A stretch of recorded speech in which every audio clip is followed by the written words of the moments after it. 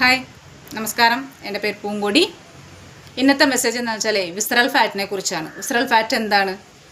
നമ്മുടെ ഇന്നർ ഓർഗൻസിൻ്റെ ഉള്ളിൽ രക്തക്കുഴായികളുടെ ഉള്ളിൽ അടിഞ്ഞുകൂടുന്ന ഒരു ഫാറ്റാണ്. ഇത് എത്രത്തോളം വേണം? 7 താഴെയാണ്. ജെൻസിനും ലേഡീസിനും 7 താഴത്താണ് നമുക്ക് നിൽക്കേണ്ടത്.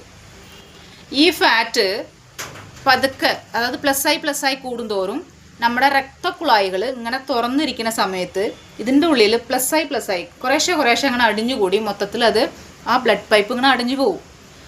ആ അടയുന്ന സമയത്താണ് ജെൻസിന് പറഞ്ഞത് fat liver, attack, mild attack. പിന്നെ ലേഡീസിനാണെങ്കിലോ അവർക്ക് കൂടുതൽ വരുന്നത് എവിടെയാണെന്ന് വെച്ചാൽ ഫാറ്റ് അടിഞ്ഞു കൂടുന്നത് സ്റ്റൊമക്കിൻ്റെ താഴ്ത്ത, അതായത് യൂട്രസ് കംപ്ലൈൻറ്റ്, PCOD പ്രോബ്ലം, കുട്ടികളില്ലായ്മ, ഇങ്ങനത്തെ പ്രശ്നങ്ങൾ വരാൻ കാരണം ഈ വിസറൽ ഫാറ്റാണ്.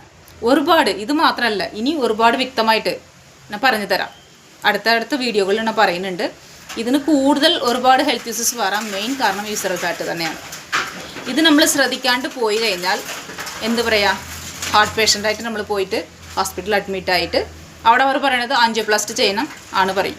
ആൻജിയോപ്ലാസ്റ്റ് ചെയ്താലോ, ലക്ഷങ്ങൾ മുടക്കിയിട്ട് നിങ്ങൾ ആൻജിയോപ്ലാസ്റ്റ് ചെയ്യുന്ന സമയത്ത് കുറച്ച് കാശ് മുടക്കിയിട്ട് അത് ആ ഫാറ്റ് ഇല്ലാണ്ടാക്കിക്കൂടെ?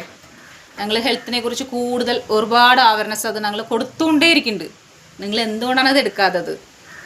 ആർക്കെങ്കിലും അല്ല, എല്ലാവർക്കും ഇത് ആവശ്യമാണ്.